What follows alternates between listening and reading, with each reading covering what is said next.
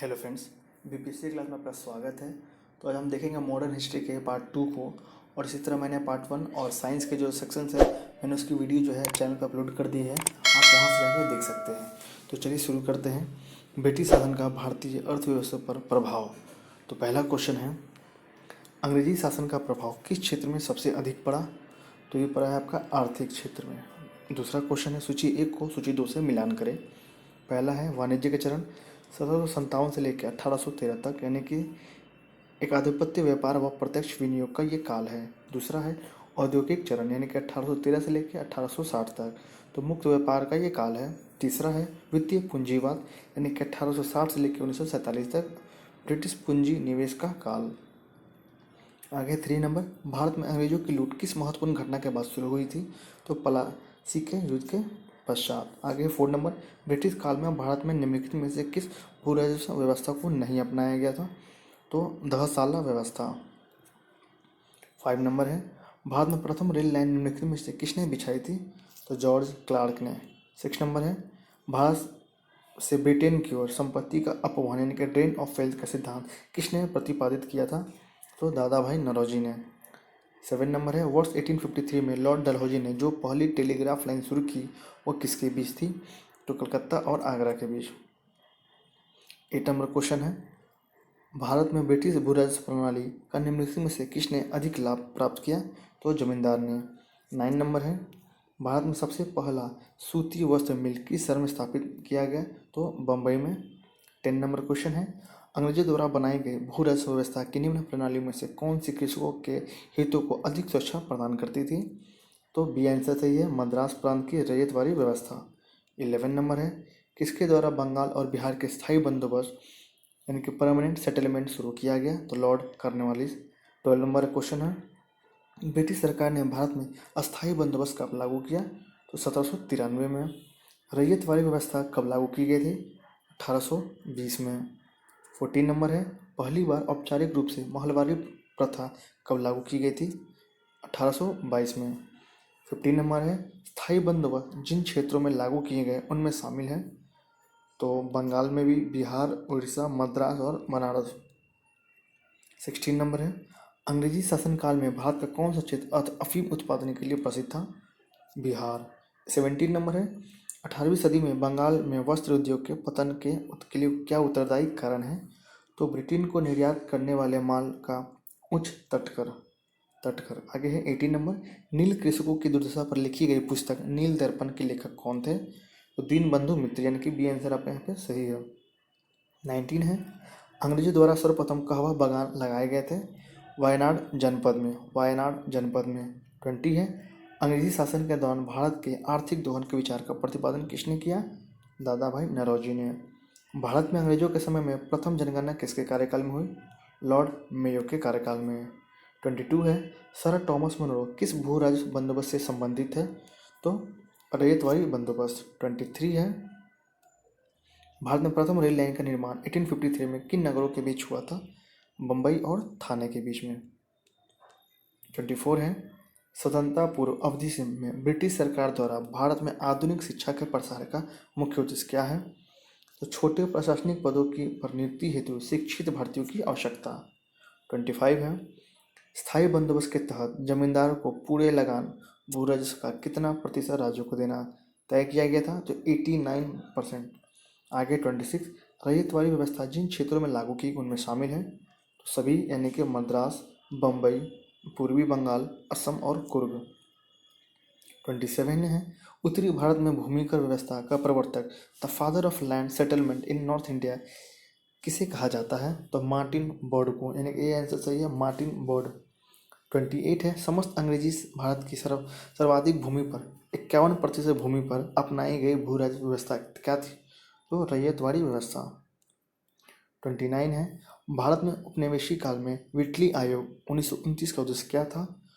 तो इसका answer B है, यानी कि श्रमिकों की मौजूदा परिस्थितियों पर प्रतिवेदन पर सिफारिश प्रस्तुत करना। 30 है, भारत में भारतीय द्वारा 1881 में स्थापित हुआ तथा उनके प्रबंध में चलने वाला समिति देयता का प्रथम बैंक था। तो बी आंसर है, अवध कमर्शियल बैंक। 31 है, अंग्रेजों द्वारा रैयतवाड़ी बंदोबस्त लागू किया गया था, मद्रास प्रेसिडेंसी और बम्बई प्रेसिडेंसी। 32 है, भारत में उपनिवेशी शासन के संदर्भ में 1883 में पारित इल्बर्ट बिल का उद्देश्य क्या था? इसका आंसर ए है, जहाँ तक अदालतों का दांडिक अधिकारिता का संबंध था, भारतीय तथा यूरोपीय लोगों को बराबरी पर रोकना था। 33 है, सूची 1 को सूची 2 से मिलान करें। तो 33 को देख लेते हैं। बड़े सामंतों को आवंटित भूमि का है जागीरदारी प्रणाली, मालगुजारी की इजारेदारी अथवा तहसीलदारों को आवंटित भूमि है आपको जमींदारी प्रणाली यहाँ पे नीचे। सी है, उप किराएदारी पर देन, गिरवी रखने, हस्तांतरण करने, उपहार देने या विक्रय करने के अधिकारी सहित। तो इसका आंसर हो जाएगा आपको रैयतवाड़ी प्रणाली। और लास्ट ग्राम स्तर पर की गई भूरे से बंदोबस्त हो जाएगा महलवारी प्रणाली। आगे है 34, ब्रिटिश शासन के दौरान भारत में उद्योगों का कोई स्वतंत्र विकास नहीं हुआ, तो भारी उद्योगों का अभाव के कारण। इसका कारण क्या था? तो वही भारी उद्योगों का अभाव।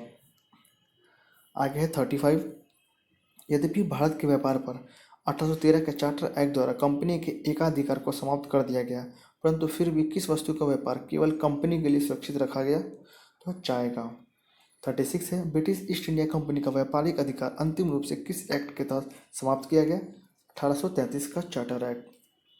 37 है, स्थायी बंदोबस्त 1793 के अंतर्गत जमींदारों से अपेक्षा की गई थी कि वे खेतिहरों को पट्टा जारी करेंगे, उनके जमींदारों ने पट्टा जारी नहीं किए, इसका क्या कारण था?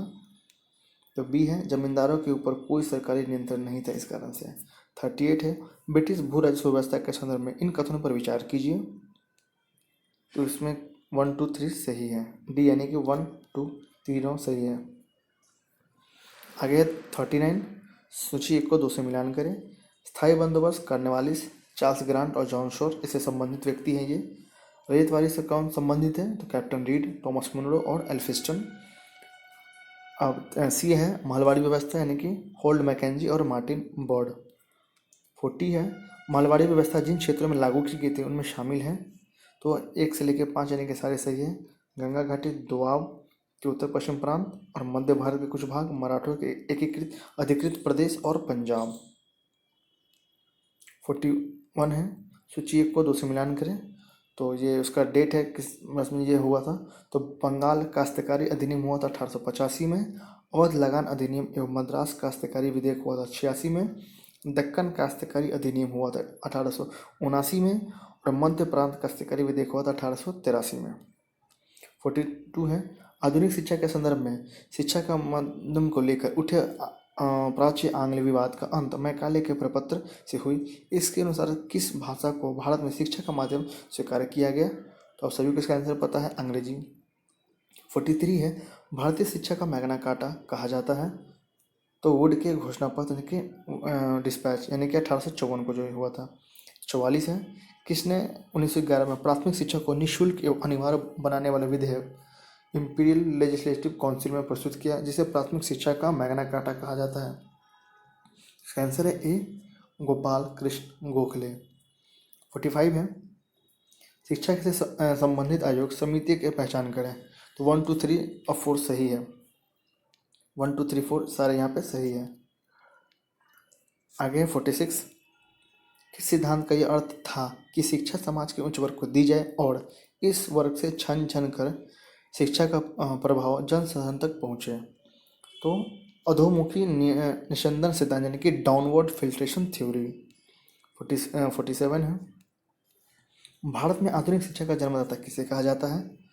तो चार्ल्स ग्रांट को। 48 है, हिंदू कॉलेज कलकत्ता 1817 का जो कि पाश्चात्य पद्धति पर उच्च शिक्षा देने का प्रथम कॉलेज था, जिसका धार्मिक शिक्षा से कोई संबंध नहीं था, की स्थापना किसने की? तो डेविड हेयर ने। 49 है, भारतीय दस्तकारी उद्योग के पतन के कारण क्या थे? तो उपयुक्त सभी यानी कि अंग्रेजों द्वारा भारतीय बुनकरों को तैयार माल के कम से कम मूल्य पर देना, अंग्रेजों द्वारा कच्चे माल पर नियंत्रण और इंग्लैंड से आयात की जाने वाली भारतीय वस्तु पर भारी आयात कर। 50 है, भारत में अनौद्योगिकरण यानी कि डी इंडस्ट्रियलाइजेशन या प्राक औद्योगिकरण यानी कि प्री इंडस्ट्रियलाइजेशन की अवधि थी, तो 1800 से लेकर 1850 तक। 51 है, भारत में आधुनिक उद्योग की स्थापना कब हुआ? तो 1850 में। 52 है, भारतीय बुनकरों की दयनीय हालत पर किस गवर्नर जनरल ने टिप्पणी की? इनका दुख दर्द समूचे इतिहास में अतुलनीय है। कपड़ा बुनकरों के हड्डियों से भारत की धरती सफ़ेद हो गई है। ये कहा था विलियम बेंटिक ने। आगे है 53।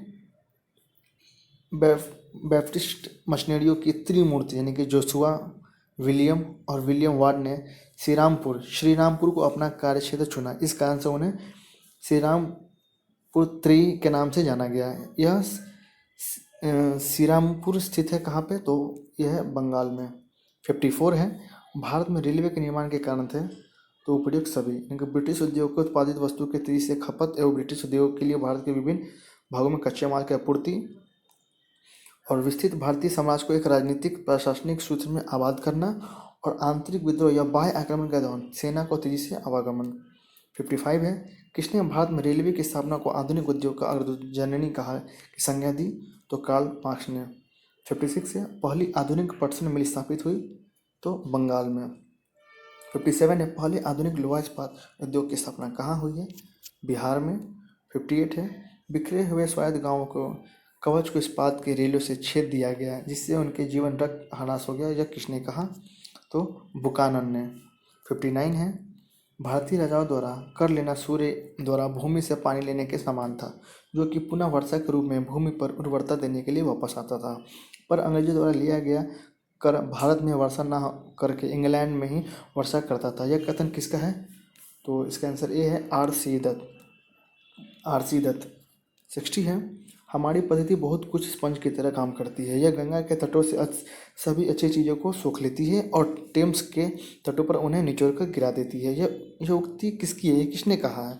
तो जॉन सुलिवान ने।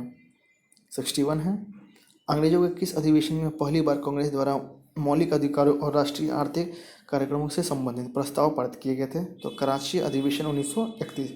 62 है कांग्रेस के कराची अधिवेशन यानी कि मार्च 1931 के अध्यक्ष कौन थे?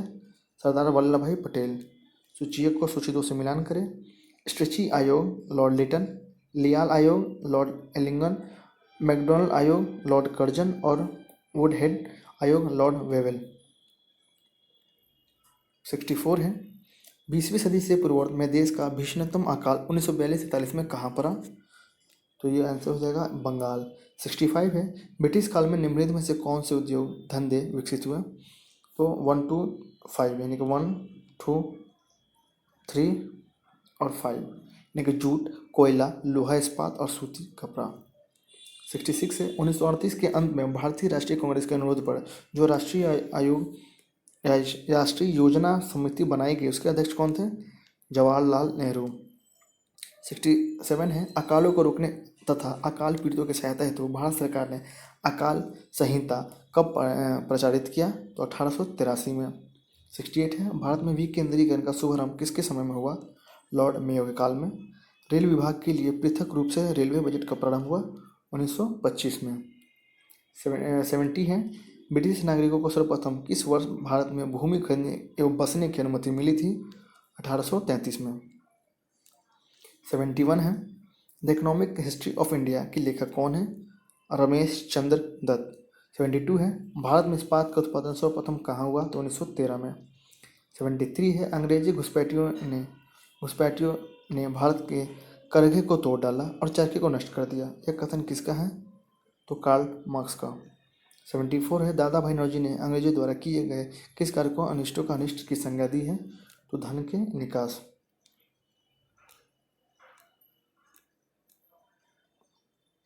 आगे है 75 यह कथन भारत और इंग्लैंड के आर्थिक हित प्रत्येक क्षेत्र में टकराते हैं किसका है?